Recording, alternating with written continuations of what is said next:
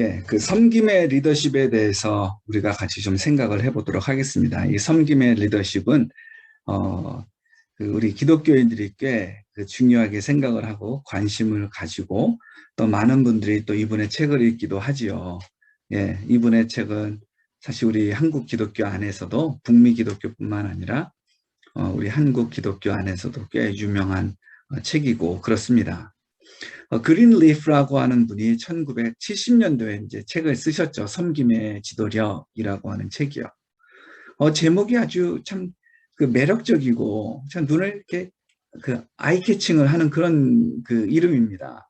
예. 섬김의 지도력. 흔히 지도자가 섬김을 받는다라고 우리는 생각하기가 쉬운데 그게 아니라 섬기는 지도자. 예.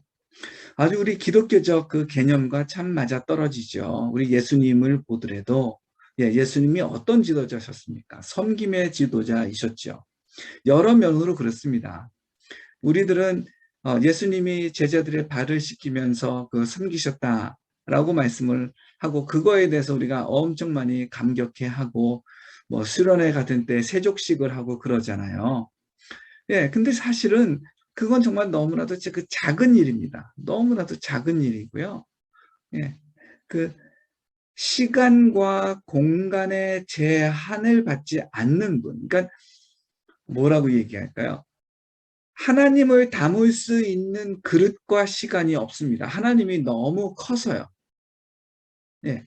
근데 그 하나님이 시공간 안으로 들어오셨어요. 물론 시공간 안에도 계시는 분인데, 예, 정말 이 인간의 제한에 들어가셨죠. 예. 그거를 우리는 성육신 하셨다라고 이야기를 하죠. 저는 이 세족식이라고 하는 거는 그건 너무나도 작은 일이고, 예, 하나님이 인간이 되었다라고 하는 이 사건, 사실 이 사건은 제가 이해할 수 없는 그런 사건입니다.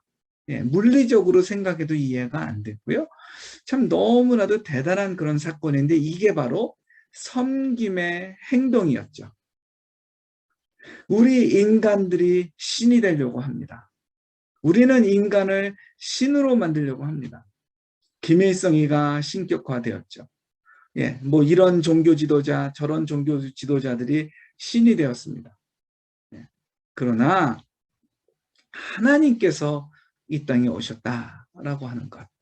정말 역설적인 것이고 섬김의 지도력을 고스란히 잘 보여주는 그런 것인데요.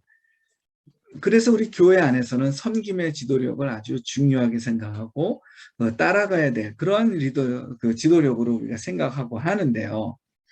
자, 그런데 이 지도력이 섬김의 지도력이 사실은 실증적인 연구가 많이 없습니다. 그거보다는 규범적 내용이 많아요.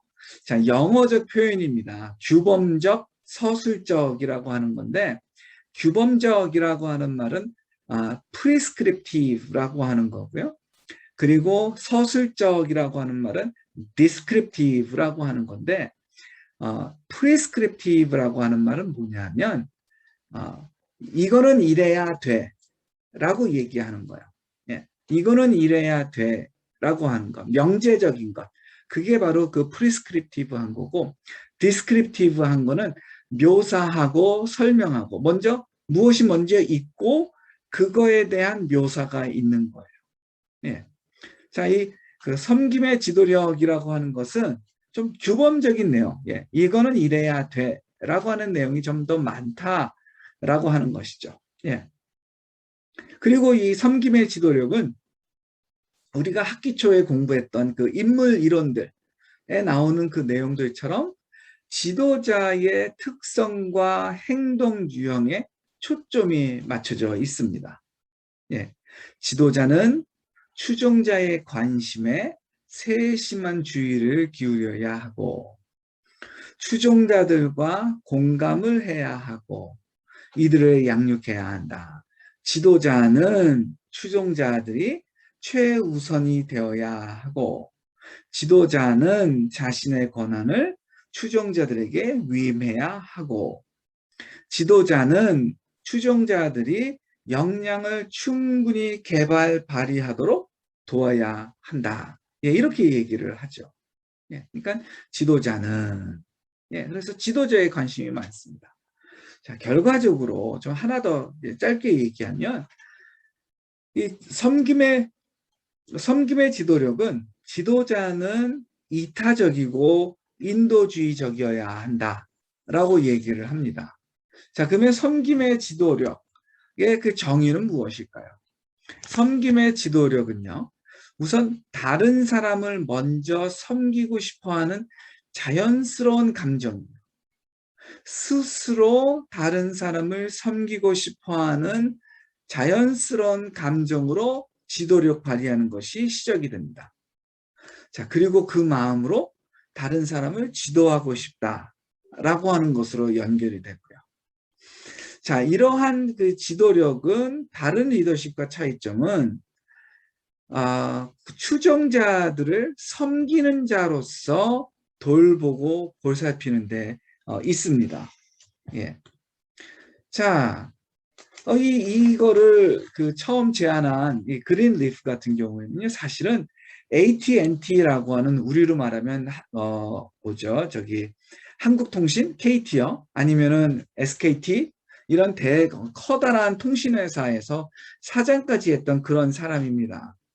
자, 근데 이 사람이 지도자로서 살아간 거죠. 기업체의 지도자로서 살아가는데 어느 날 헤르멘 헤세가 쓴 이제 그 동방여행이라고 하는 책을 이제 읽었다고 합니다. 근데 그 이야기에서 이제 여러 사람들의 이야기가 많이 나오고 그러는데, 거기서 이제 하인이 한 명이 나와요. 서번트가 하나가 나오는데, 이 서번트는 그 이야기에서 중요하게 다뤄지지가 않습니다. 중요하게 다뤄지지가 않는데 그냥 다른 사람들이 중요한 거예요. 예, 그 주인이 중요하고 어떤 특기를 가진 사람이 중요하고 이제 그런 건데, 어느 날 이 하인이 없어지니까 같이 여행하던 그 무리가 혼란에 빠지게 되었다. 그래서 마침내 여행을 포기하기에 이르게 되었다. 이제 이런 내용들이 나오는데, 자, 그러면서 이 그린리프는 바로 이 하인이 실질적 지도자였다라고 하는 것이죠. 예. 자, 그러니까 섬김의 리더십에서는 여전히 그 잡 타이틀이 있기 때문에 지도자가 섬김을 발휘해야 하지만, 사실 한편으로 보면 누구라도 지도자의 역할을 할 수가 있다라고 하는 것입니다. 자, 그러면서 이 그린리프 말고 그린리프가 말했던 것을 그 스피어스라고 하는 사람이 정리를 한 게 있습니다. 섬김의 리더십은 10개의 특징이 있다라고 합니다. 첫 번째, 경청입니다. 지도자는 추종자의 의견을 경청하면서 소통 시작을 한다는 겁니다. 자, 평상시에 우리가 알고 있는 지도력과 지도자와 추종자는 어때요? 지도자가 일장 연설을 하고 지시를 하고, 그러면 추종자들이 자기의 의견을 한다면 하는 거죠. 근데 이 섬김의 리더십에서는 의사소통을 할 때 먼저 듣는 것으로 시작을 한다. 경청. 그리고 두 번째로 공감. 지도자는 추종자의 생각과 감정을 이해하려고 노력을 해야 한다. 자, 이거는 어떻게 가능한 거예요? 경청함으로써 가능한 겁니다. 자, 추종자의 생각과 감정을 이해하는 지도자인가를 보려면 어떻게 해야 돼요? 추종자가 말하는 거를 먼저 듣는가, 그거를 생각을 해야 합니다. 예. 자, 섬김의 리더십, 그거는 다른 것이 아니라 먼저 듣는 것, 그리고 따르는 사람의 생각과 정서를 이해하는 것, 아니 이해하려고 노력하는 것이죠. 이해 자체가 아니라 하여튼 이해하려고 노력하는 것입니다. 예, 그리고 세 번째로 치유로서 추종자들이 필요한 자질을 다 갖춘 그 인격체로 만들어가는 겁니다. 그러니까 이 추종자들이 부족한 것이 아니라 이미 잠재력을 가지고 있다라고 생각을 해요.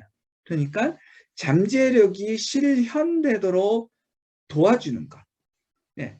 그리고 그것도 그냥 기능적으로 도와주는 것이 아니라 건전한 인격체가 되도록 도와주는 것. 바로 그런 것입니다.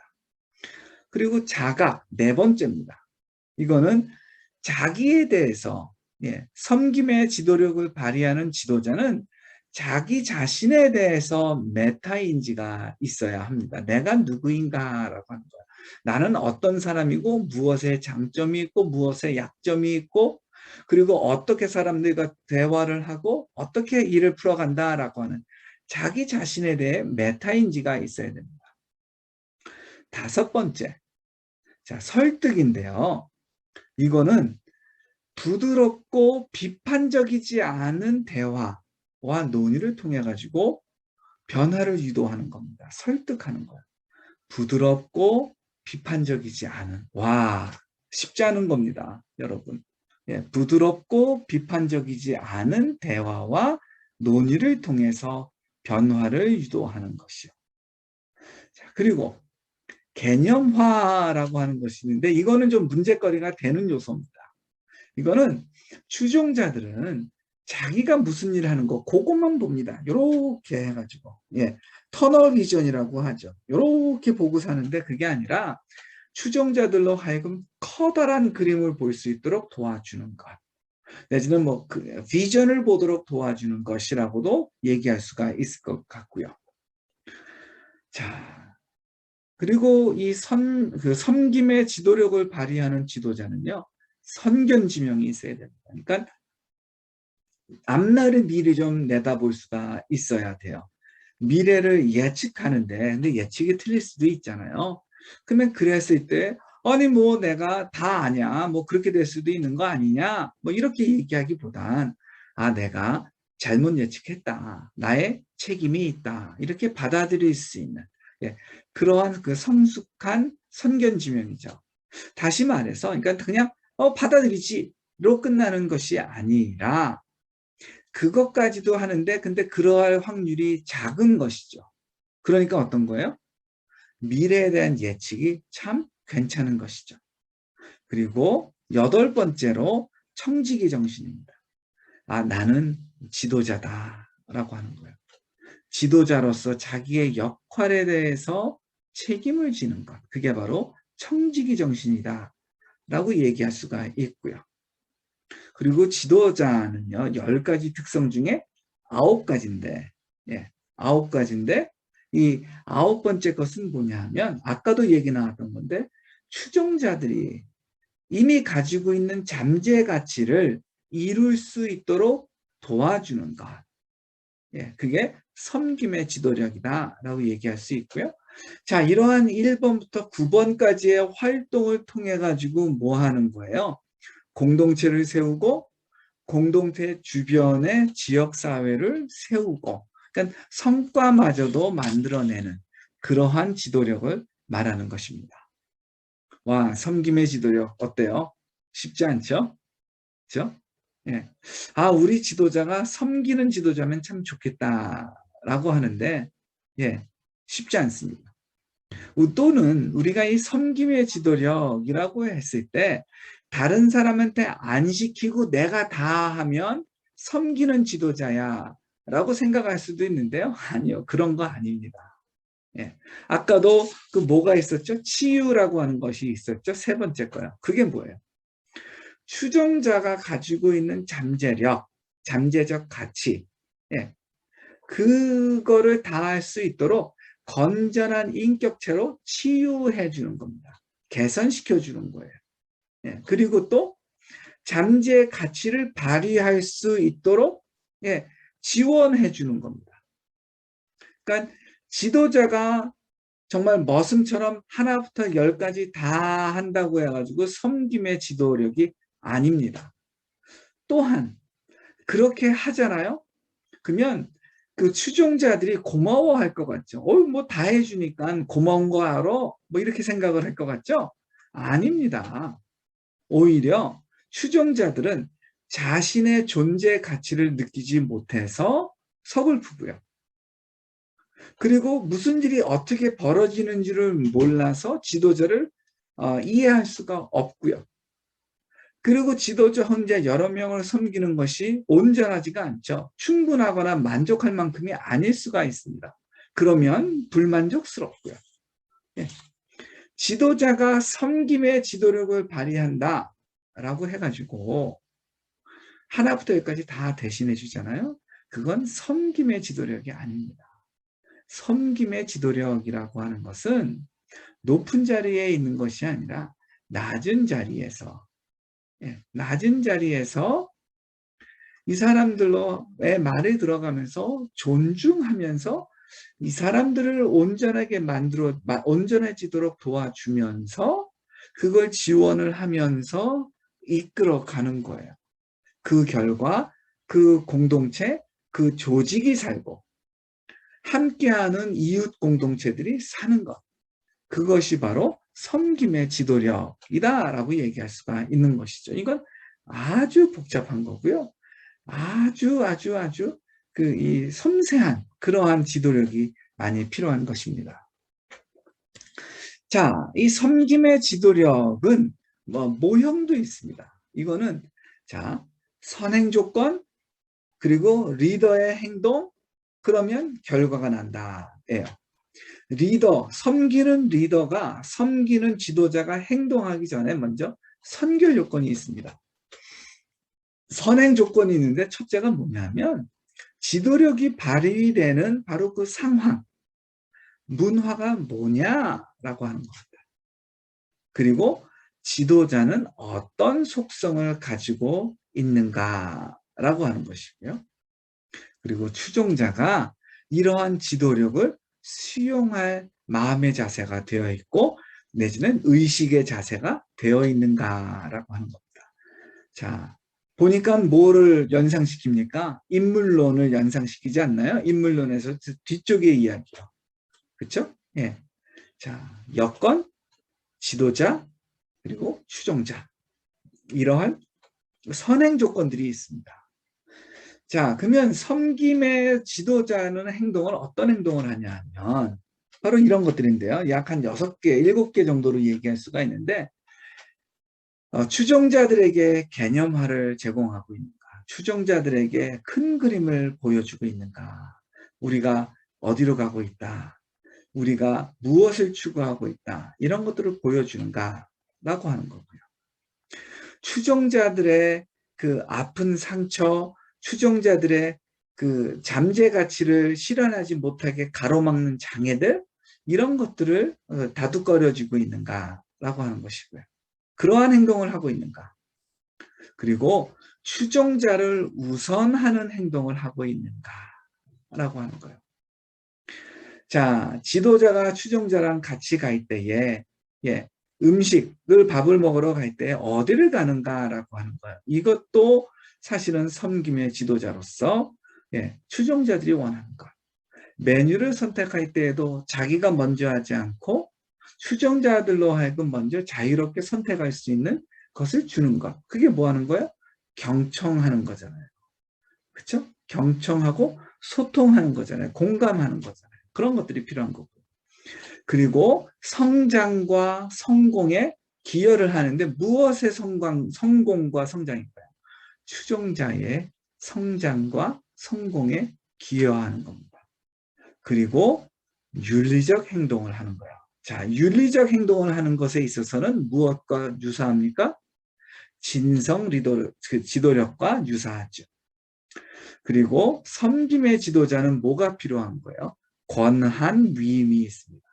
이래서 우리들이 흔히 생각하는 섬김의 지도력과 이 그린리프가 말했던 섬김의 지도력에는 커다란 차이가 있는데 뭐냐 하면 그래서 지도자가 다 하느냐 아니면 추종자들에게 권한을 위임하는가라고 하는 거예요. 그리고 지역사회가 그 지역사회에 그 기여를 하고 있는가라고 하는 것. 주변 사람들에게. 그런 것들이 바로 섬김의 리더십이라고 얘기할 수 있는데 왜 그럴까요? 섬김의 지도력은 나 중심이 아니라 공동체 중심입니다. 자, 추종자 중심입니다. 근데 이 공동체는 어디에 있어요? 더 큰 공동체 안에 있고요. 다른 공동체들과 함께 있습니다. 그러니까 이 섬김의 리더십이라고 하는 것은 확장성이 큰 리더십입니다. 조직이 건강해지고 건전해지고 발전을 하면 조직의 행복으로만 끝나는 것이 아니라 분명히 조직 주변에 먼 곳에 있는 다른 조직들 그리고 구성원들도 유익을 얻게 됩니다. 자, 그러면 선행 조건이 있고 섬김의 지도자의 행동들이 있으면 그것이 어떤 성과를 불러올까요? 추종자의 업적이 생기고요. 추종자가 어떤 결과물들을 만들어내고요. 그리고 성장하는 것이 있습니다. 자, 조직원들이, 구성원들이, 추종자들이 결과물을 만들어내고 성장을 하니까 조직은 어떻게 될까요? 당연히 조직도 어떤 결과물이 나오게 되죠. 그리고 그것은 사회에 영향을 끼치게 마련입니다. 그러면 지도자에게 뭐가 생기나요? 여전히 지도자에게 주어지는 것들이 있잖아요. 자, 섬김의 지도자라고 해가지고 뭐 지도자가 뭐 그 추종자보다 어떤 거를 덜 받을 것이 있을까요? 흔한 경우에 그렇지는 않습니다. 물론 섬김의 리더십을 발휘하는 사람은 100을 받을 걸 뭐 30 받을 정도는 되겠죠. 그러나 여전히 섬김의 지도자는 여전히 충분한 그 대가가 있을 겁니다. 그렇죠? 그리고 추종자가 잘 되고 조직이 잘 되면 자연스럽게 사람들은 뭐라고 얘기를 하겠어요? 야, 지도자가 참 훌륭해서 저러는 거야. 이런 말도 당연히 들리겠죠. 그런 칭찬을 지도자가 혼자만 받아야 되겠습니까? 그렇죠? 그런 걸 생각할 때에도 우리가 섬김의 지도력을 좀 생각해 볼 수가 있을 것 같고요. 자, 그러면 이 섬김의 지도력의 효과가 가장 잘 나타날 때가 언제일까요? 일단 지도자가 이타적이어야 돼요. 이기적이면서 섬김의 리더십을 발휘하기가 쉽지 않습니다. 예. 이타적이고 추종자를 잘 돕고 배려하려고 하는 마음이 있어야 돼요. 그리고 그 의지가 밖에서부터 들어오는 게 아니라 그냥 안에서부터 샘솟듯이 일어나는 것. 네, 바로 그게 섬김의 지도력이다라고 얘기할 수가 있습니다. 자, 이 섬김의 지도력은 강점이 있는데요. 네, 뭐냐면 여러 지도력 이론들 중에서 이기주의 내지 개인주의가 아니라 이타주의 를 중심 구성 요소로 핵심 가치로 보는 유일한 지도력 이론입니다. 네. 자, 지도자가 그 지도력과 그 영향력을 추종자와 공유해야 된다라고 제안을 하는데 이건 역시도 우리가 좀 귀담아 들을 만한 그런 내용이다라고 말할 수가 있습니다. 자, 섬김의 지도력이 적합하지 않은 경우도 있다. 라고 얘기를 하거든요. 그러니까 이러한 지도력 이론이 적절하지 않은 때도 있다. 예, 참 이런 식의 이론을 들어보기는 참 쉽지 않습니다. 예, 그러니까 만병통치약이 아닌 것을 알고 있는 것이 또한 장점이죠. 그리고 이 섬김의 지도력을 측정하는 그 측정 도구가 개발이 되어서 사용이 가능하다라고 하는 것이고요. 자, 그럼에도 불구하고 이 섬김의 지도력에 대해서 좀 비판들이 있습니다. 왜냐하면 뭐냐? 첫 번째, 그 바로 제목에 있습니다. 얼마나 매력적이에요. 섬김의 지도력이라고 하는 거. 그렇죠? 매력적인데 이게 오해를 일으킨다. 어떻게 오해를 일으켜요? 지도자가 다 해준다라고 하는 거예요. 네. 그런 오해가 있기 마련이고요. 그리고 이 섬김의 지도력에 대해서 이야기하는 학자들이 많아요. 그런데 지도력의 구성 요소에 대해서 공통된 의견이 없습니다. A라는 사람이 이렇게 말하고 B라는 사람이 이렇게 말하고 C라는 사람이 이렇게 말하고 아직 합의에 이르지를 않았어요. 네. 그런 면에서 섬김의 지도력의 핵심 내용이 뭐냐라고 하는 것이 아직까지도 좀 애매모호하다라고 하는 것이죠. 자, 세 번째로 아까도 말했던 건데 섬김의 지도력은 규범적이에요. 그러니까 실제로 있다 없다가 중요한 게 아니라 이래야 된다라고 얘기를 하는 거예요. 그러다 보니까 어떻습니까? 아무래도 좀 더 이상적이다라는 말을 듣게 마련이고요. 예, 그리고 자기가 실천하다가는 좀 낙심할 수가 있고 다른 사람을 비판하는 데에도 막 쓰일 수가 있겠죠. 네, 그러한 단점들이 있고요. 네 번째로 그 리더십 모형에서 그 추종자들에게 큰 그림을 제공을 해야 된다라고 하는데 그거를 행동으로 봐야 되는 거냐 아니면 개념적 내용으로 봐야 되는 거냐 하는 것에 있어서 이 섬김의 그 지도력을 논하는 학자들 사이에 의견이 분분합니다. 자, 우리 사회가 고도로 도시화되고 산업화되고 그러면서 우리는 전체 그림의 한 부분 한 부분 아주 작은 부분들을 감당해서 살아가고 있습니다.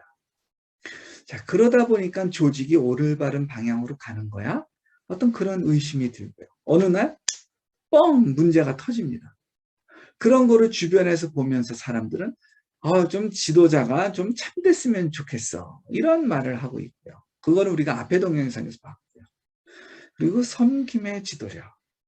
사실 그동안의 우리 역사에서 이 지도자들이 좀 군림하는 지도자들이었던 거죠. 근데 그걸 위해서 우리 사회는 점점 더 수평화되어 가고 있고 이 수평화되는 이 지도력, 이 상황 속에서는 상명하복이 아니라 오히려 아랫사람들의 말을 귀 기울여 듣고 그 사람들을 어떻게 하면 더 잘 할 수 있도록 행복할 수 있도록 도와주고 이 사람들의 자아 실현을 도와주고 그리고 이 사람들의 이 장애물들을 제거해주고 그러면서 이 사람들이 좀 더 참된 인격체로서 만족감을 누릴 수 있도록 도와주면서 이 사람들을 자원화할 때 지원해주는 것.